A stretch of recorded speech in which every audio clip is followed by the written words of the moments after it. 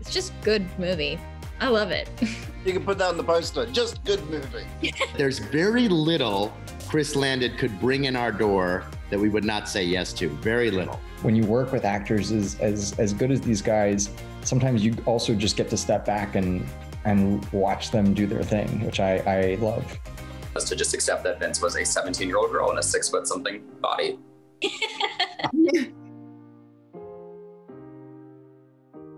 Hi, I'm Clark Collis, and welcome to Entertainment Weekly's Around the Table with the cast and creative team of Freaky. I am joined by producer Jason Blum, director and co-writer Chris Landon, and also the cast. We got here Vince Vaughn, Kathryn Newton, Celeste O'Connor, Misha Osherovich, and the great Alan Ruck. How's it going, folks? Just feel to scream all at once. Yeah! I had the pleasure of seeing Freaky. It's been a freaky year, but this is freaky in a good way, I have to say. If people like horror, if people like comedy, I really do think this is a movie that's gonna, sort of take their mind off matters for an hour and a half, for which I thank you all. Chris, maybe we could start with you. Obviously, most people won't have had the opportunity to see Freaky at this point. Could you set it up a little bit for us? Sure. So Freaky is the story about a young and shy girl in high school who swaps bodies with a serial killer. And so she has 24 hours to hunt him back down and stop him from killing all her friends and swap back into her body. Where am I? I didn't get killed. Oh my God, why do I sound like that? I woke up in the killer's body. The Blissfield Butcher strikes again. Don't freak out. And Jason, Chris had previously directed Happy Death Day, which is one of my favorite movies of the past few years, which kind of melded, if you will, Groundhog Day with the slasher movie. How many milliseconds did it take you to greenlight a movie directed by him in which Freaky Friday was melded with a horror movie? It took me exactly 37 seconds. He gave us the script. We all read it. We all read the script over the weekend. And then on Monday, we all come in and we debate. And it's almost never unanimous. And there was zero conversation. We were on to the next agenda in the meeting after 37 seconds, because we all read it and said, we're making this movie. And then we discussed the next thing, the next order of business. But I will say this, no offense to the great script, which it was, is that there's very little Chris Landon could bring in our door that we would not say yes to. Very little. Vince, tell us a little bit about your character, or I guess your character at the start of the movie. Chris is such a fan and of this genre. I think that the character has a lot of fun with sort of those avatars that you've seen in those films. And what made this particularly fun for me was having Kathryn to kind of build both of these characters out with. It was a unique experience to kind of go back and forth with another actor and kind of, build two characters out together. That was a very different and very fun experience. I want my body back. Come and get it. And Kathryn, tell us about your character. Who do you play? I play Millie Kessler, who's a total, dork nerd, like how I was in high school. And I think a lot of people who see this movie can relate to Millie and her friends in school, just trying to survive.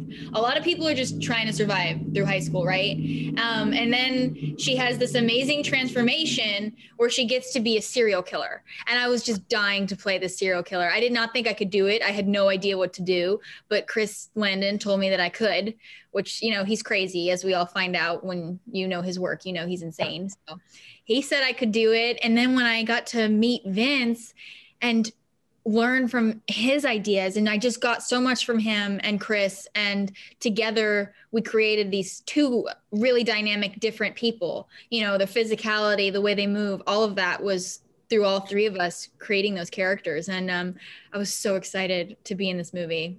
It's just good movie. I love it. You can put that on the poster. Just good movie. Look, I know I look like the butcher, but it's Millie.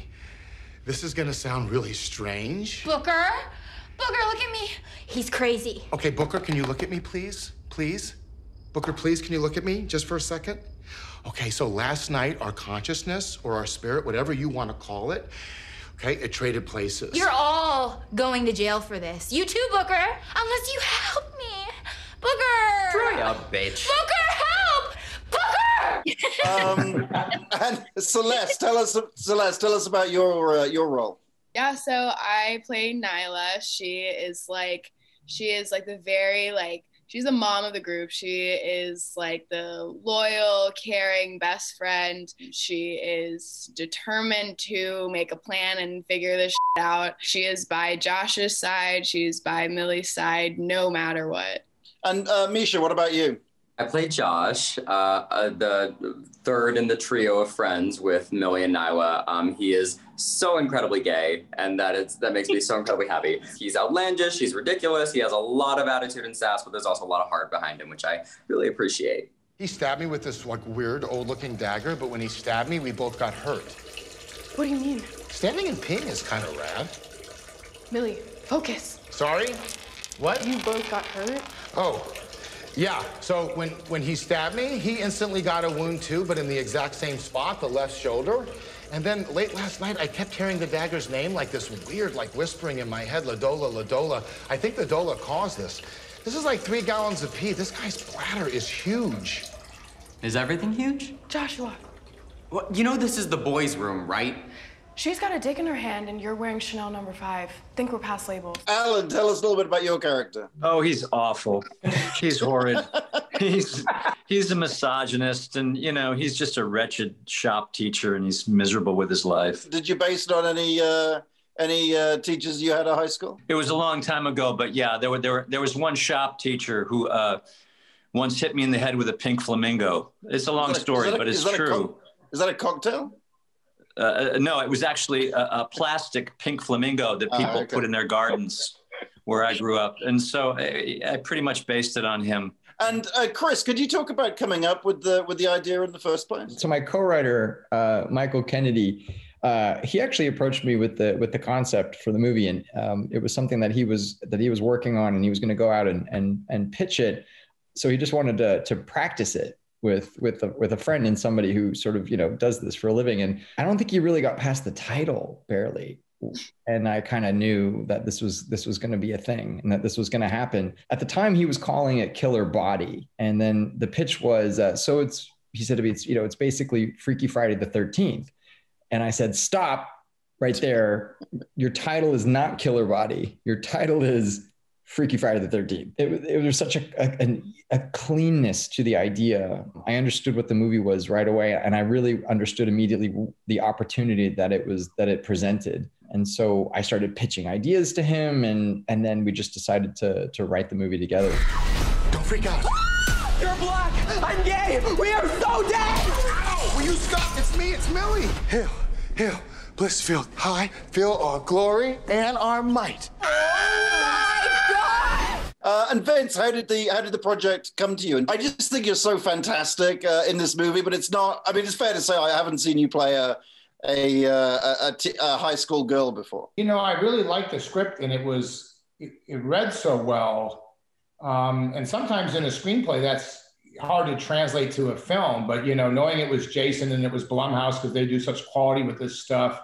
And then really the benefit of having a strong director, like I've said this many times, but comedy is a hard genre and so is horror. But when you put them under the same roof, it can be challenging to have them complement each other and feel like the same movie. So, having seen Happy Death Day and other works of Chris's, in fact, Happy Death Day was kind of a big deal around my house because my kids were really into that. Even though they were young, they were very aware of it. I felt very confident with him to jump into it. And again, with the fun of it to me was sort of just how fun the script was. It had great kills, and it had good jumps, and it had a lot of comedy. But I think the thing that grabbed me the most was just the emotional through line. The movie did such a great, effortless job of setting this girl up who's sort of struggling at home with the home life and, at school, that you kind of rooted for her. So I really liked the screenplay, and I also felt very good knowing that it was going to be, Kathryn, and obviously that Chris was going to be the one who wrote it, who was also directing it. And Jason, could you talk about the casting, and I guess particularly the casting of Vince? Was he number one?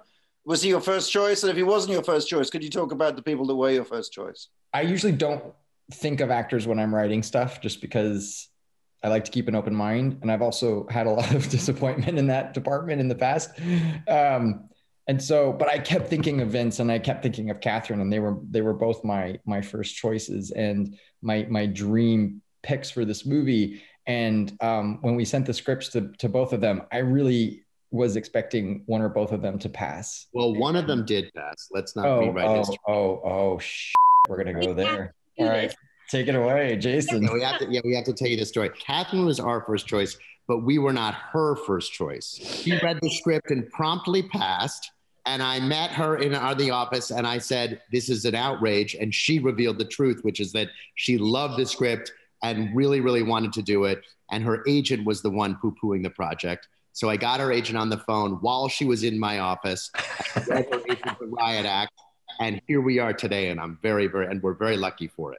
It was so funny. My agent was like, you're not doing this movie. I was like, I don't know. I'm having a meeting with Jason. Like, I think I'm going to walk out of there doing the movie. And she's like, no, you're just going to go discuss other things. I'm like, no, you don't know Jason.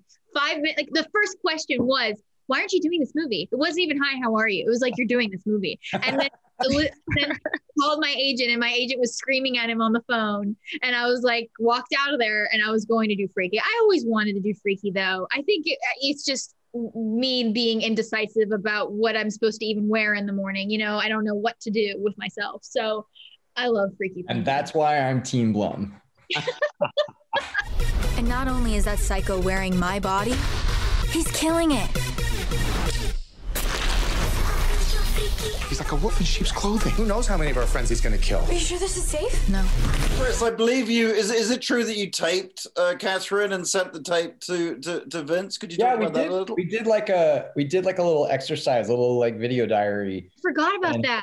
That was great. And I hung out with Kathryn and she sort of was walking through her day as Millie Kessler. I remember like I dragged Kathryn to like a Sweet Greens and and she was like sheepishly ordering a sad salad. But it was also just to like, I thought it was a cool way to sort of start figuring out mannerisms and sort of body language. But also like Kathryn and I talked a lot about like Millie's life experience, you know, in her past. And then when Kathryn and Vince and I got together in our rehearsal, you know, there was a lot of talk about the characters. And then what was great was that this other sort of dialogue began really between Vince and Kathryn, where they started to kind of share and hand things off to each other. And Vince was amazing, you know, in terms of really understanding the nature of the butcher and the physicality of the butcher and how he moves through the world and how he zeroes in on his prey. And he really was able to sort of bring a lot of that to Kathryn. And so it was a super cool process to be a part of. But also when you work with actors as good as these guys, sometimes you also just get to step back and watch them do their thing, which I love. Whoa, what am I wearing? I'm actually really liking this for you. And Celeste and Misha, I appreciate you probably didn't shoot the film in order, but you've got Kathryn delivering a performance of a high school girl in some scenes, and then you have Vince Vaughn, delivering this quite convincing performance as a high school girl. What's that like to suddenly sort of change scene partners like that, and to have Vince Vaughn there doing it, which must have been unusual for a number of reasons. If I remember correctly, we actually started shooting with Vince before we started shooting with Kathryn, and we started shooting with Vince as Kathryn, and we just kind of dove right in. So I have to say Vince is somebody who's going to try something different literally every single take, but we also had a little bit of rehearsal, and it was really cool to get to know like Vince as the 17-year-old girl, and it was surprisingly easy because Vince was really game to just kind of go for it. There was not a whole lot of hesitation, and it was very much a game of like, how familiar can we get as quickly as humanly possible? And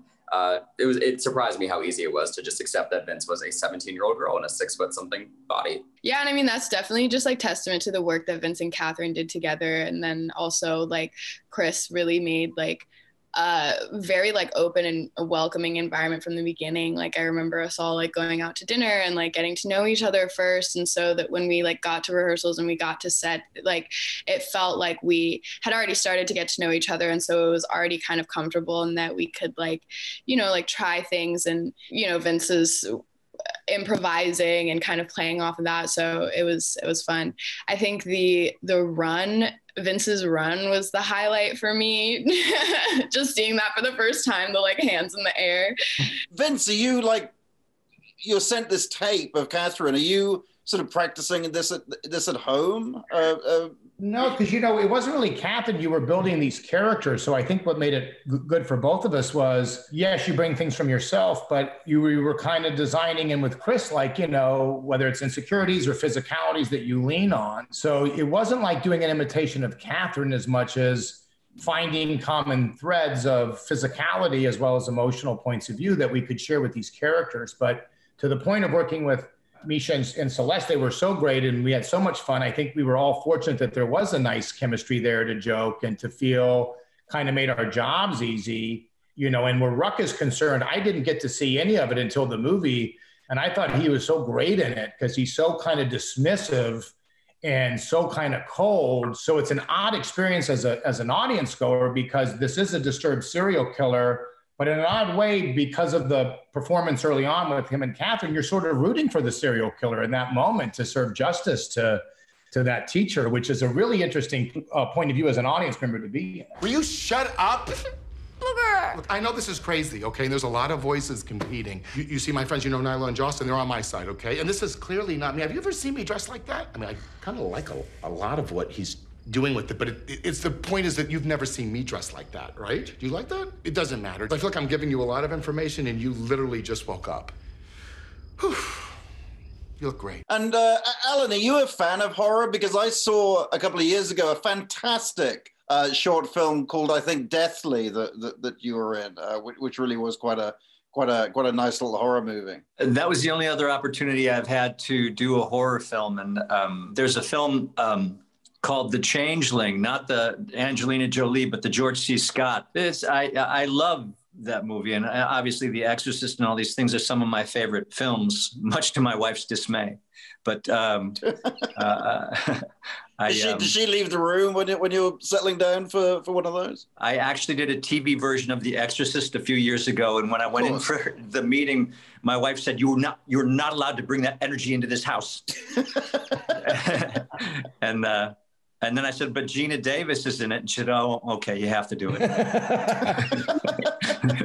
And Chris, I appreciate people are cagey about talking about this before a film's come out, but do you have any ideas for Freaky or Freakies, perhaps? I am the most superstitious person in the world, so I don't even touch sequels until, you know. The idea you had for still Freaky set in Maui, I thought that sounded like a pretty... Yeah, Freaky. It's sort of like we're gonna do like a Gidget movie now, but gory. Well, wait, you guys don't want to go back to a warehouse at 4 a.m. when it's raining and it's 27 degrees? Oh my God. He said he wanted to raise the bar and do Freaky Daytime Tropical. Yeah, I need to do that because it is. Yeah, it's one of my, like, it's like the Achilles heel of my career is like I always end up somehow writing movies that are set in the shittiest places, and I am miserable. I wrote a scene literally for this movie behind me for Scouts that was set at a waste treatment center, and we shot it at a waste treatment center. And it was, I've never seen a crew so miserable. I had to get a bullhorn and just continue to, I apologize to everyone all night long because there would be these breezes that would come by and it was just like a shit breeze. It was pretty bad. We're almost out of time, but one thing we like to do, especially when it's with a horror movie, is ask for recommendations for other horror movies. So I'd just briefly ask all of you to recommend a horror movie. And I have to say, just because Jason Blum is here, you do not have to recommend a Blumhouse production movie. That's entirely up to you. Paranormal Activity 4, written by Chris Landon, starring this girl named Kathryn Newton.